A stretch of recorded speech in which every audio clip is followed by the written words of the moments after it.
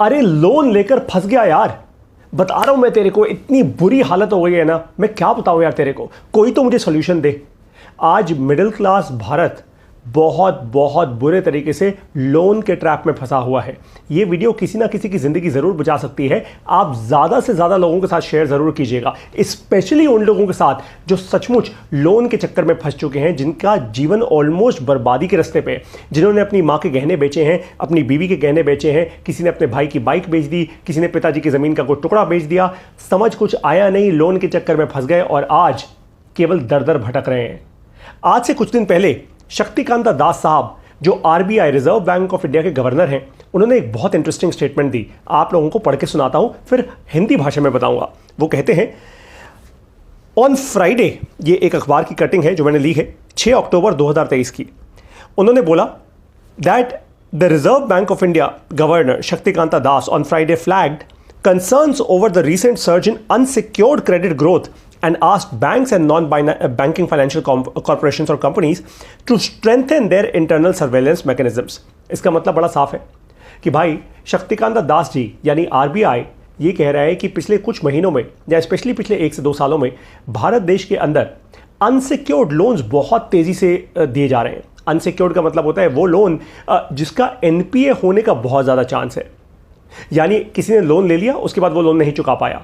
अब ये लोन ज़्यादातर कहाँ लिए जा रहे हैं? ये लोन लिए जा रहे हैं जहाँ पर कि कोई कंज्यूमर ड्रिवन प्रोडक्ट खरीद रहे हैं लोग बहुत सारे, जैसे टीवी, फ्रिज, कार, गाड़ी।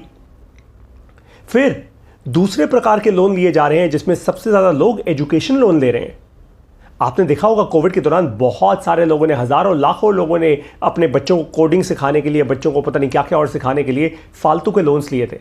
आज वो सब के सब फंसे हुए हैं और इसलिए आरबीआई अब पहले ही फ्लैग कर रहा है, एकदम रेड फ्लैग दिखा रहा है कि भाई अगर बैंक्स ने और एनबीएफसीज ने अपने सर्विलेंस मैकेनिज्म्स को बहुत स्ट्रांग नहीं किया ना, तो आगे जाके एक बड़ी समस्या खड़ी हो सकती है। अगर आरबीआई के गवर्नर कुछ कह रहे हैं, मतलब कुछ ना कुछ तो चल रहा है आज देश के अंदर, there is something happening for sure, और ये आपको डायरेक्टली इंपैक्ट करता है। बहुत ध्यान से सुनिएगा, ये वीडियो सचमुच किसी की ज़िंदगी बचा सकती है। फिर दोबारा आपको कह रहा हूं, इसको शेयर ज़रूर कीजिएगा। सबसे पहले मिडिल क्लास की नंबर 1 गलती अब मैं आपके सीधा इन योर फेस देने वाला हूं, ताकि आप लोग जागें अपनी इस गंदी नींद से।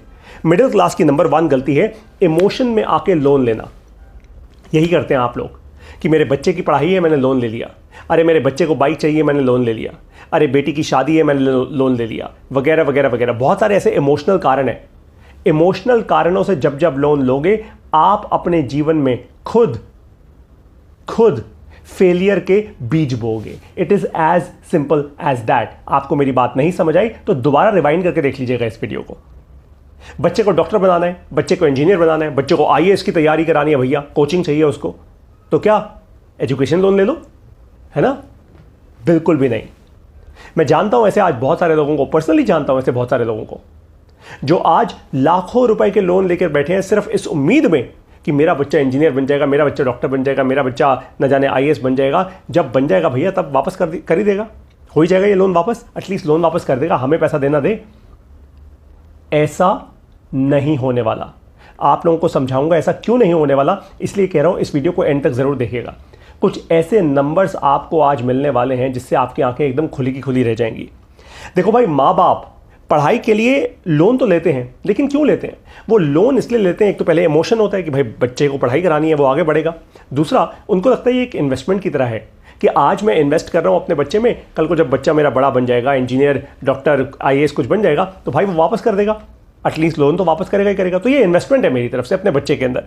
लेकिन इस इन्वेस्टमेंट का रिटर्न है कहाँ? मुझे वो तो दिखाओ।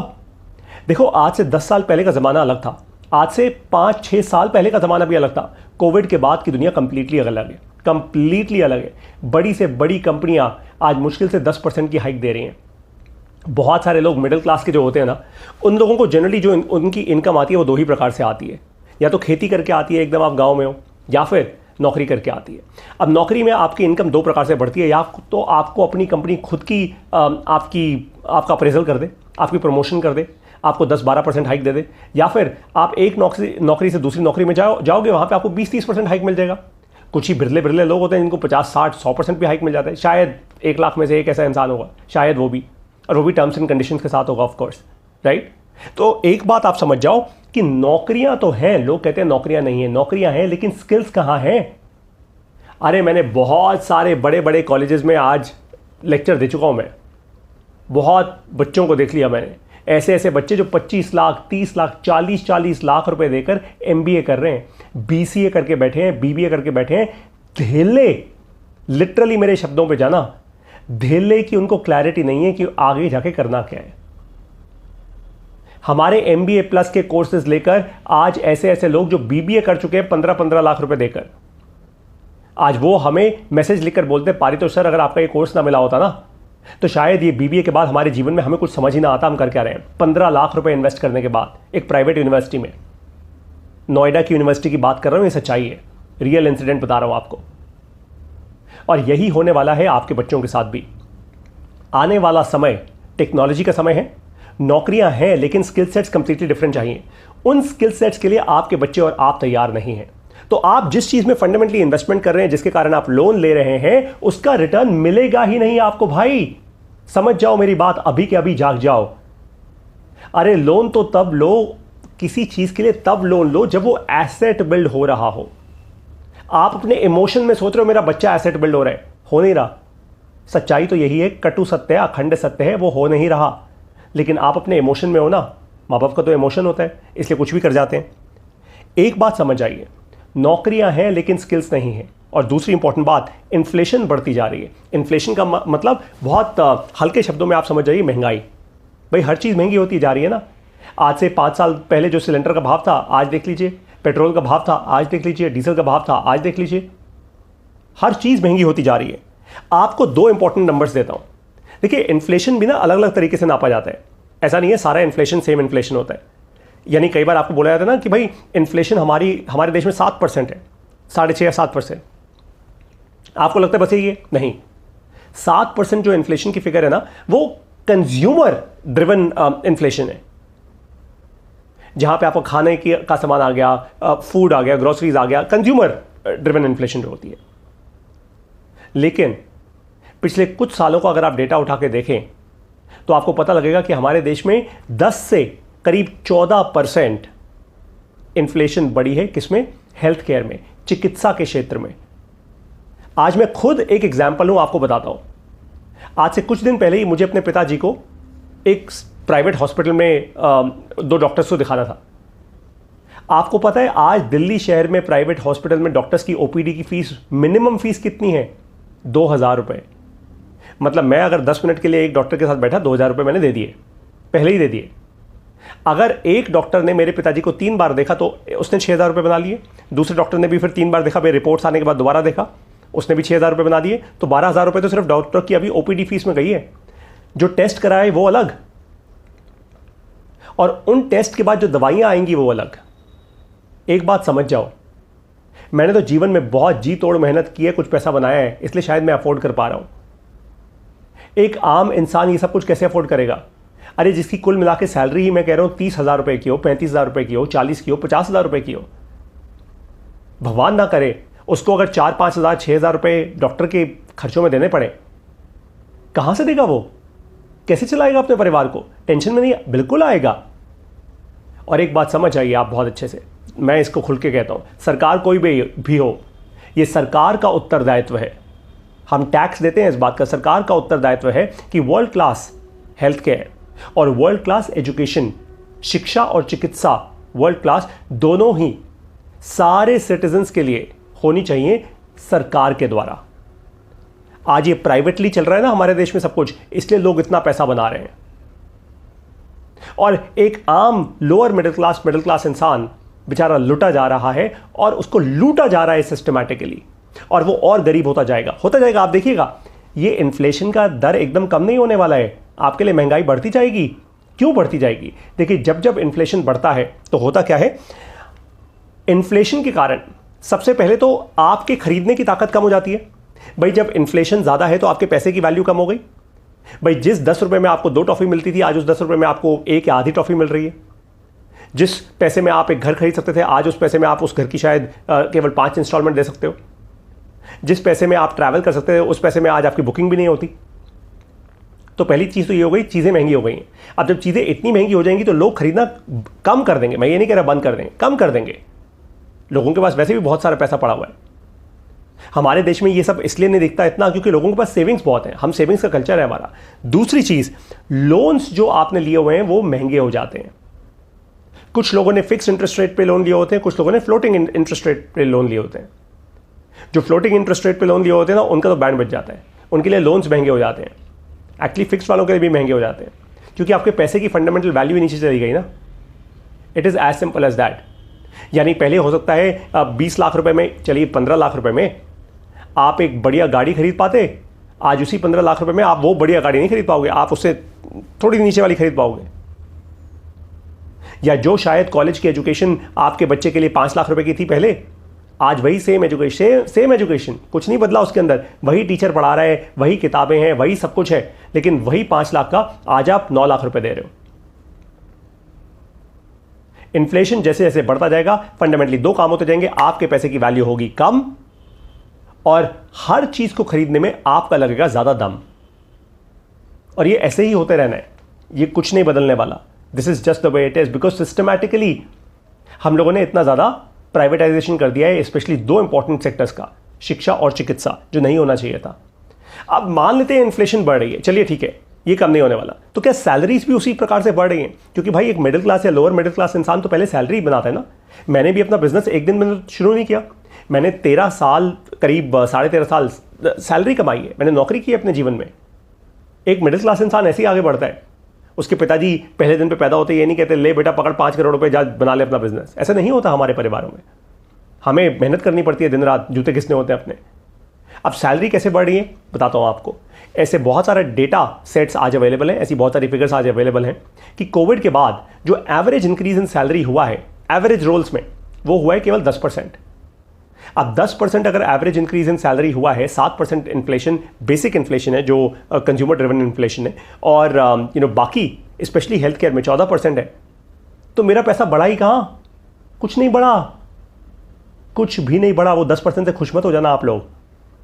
दूसरी इंपॉर्टेंट बात, मान लेते हैं कि आपने अपनी नौकरी चेंज कर ली, सैलरी सेम कंपनी में नहीं रहे, आपने नेक्स्ट कंपनी में शिफ्ट कर लिया, आपको 20% ग्रोथ मिल जाती है मान लीजिए, ठीक है, 20-25% आपको, आप नेगोशिएट बहुत हार्ड करते हो, आपको 20-25% ग्रोथ मिल जाती है। तो क्या, अरे 1 साल की इन्फ्लेशन आपने कवर अप कर ली, उसके बाद क्या? उसके बाद फिर अटक जाओगे। इन्फ्लेशन थोड़ा कम होने वाली है। The purchasing power of your money is going down and you need to accept this very very strongly. कहां जाएगी मिडिल क्लास, किसी को नहीं पता। अब मैं आपको ना 4 बातें बोलने वाला हूं जो मैं अपने जीवन में लिटरली दिन और रात, जैसे आप भगवत गीता पढ़ते होगे ना, या जो भी पढ़ते होगे अपने धर्म की किताब, ये मेरा धर्म है। 4 बातें आपको बता रहा हूं, इन 4 बातों को हर एक के साथ फैला दो एकदम।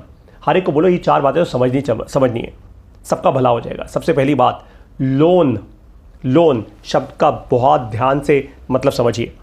Take a loan only when you are clear about the return, do not speculate. Loan तब लो, कोई भी काम करने के लिए लो, मैंने ये नहीं कहा कि लोन मत लो, लोन तब लो जब आपको रिटर्न का रास्ता एकदम क्लियरली दिख रहा है। तुक्का मत मारना, स्पेक्यूलेट मत करना। स्पेक्यूलेट का मतलब होता है तुक्का मारना। जैसे घोड़ों की रेस हो रही है, आपने तुक्का मार दिया ये वाला घोड़ा जीतेगा। स्टॉक मार्केट तुक्का है, फंडामेंटली तुक्का ही है भाई। कोई मुझे मना करके दिखा देगा कि तुक्का नहीं है, तुक्का ही है। आप स्पेक्यूलेशन में जी रहे हैं। लोन तब तक मत लेना जब तक आपको क्लैरिटी नहीं है रिटर्न मिलने की। जैसे जब आप अपने बच्चे की एजुकेशन के लिए लोन ले रहे हैं ना, वो भी स्पेक्यूलेशन है, वो क्लैरिटी नहीं है। बिल्कुल आज के ज़माने में वो क्लैरिटी नहीं है। बहुत सारे ऐसे लोग हैं जिन्होंने लोन लेकर अपनी एजुकेशन ली, उसके बाद नौकरी नहीं लगी, उनका क्या? अरे भाई ये सारी कहानियां ना अखबारों में छपती नहीं है। पता है होता एक्चुअली क्या है?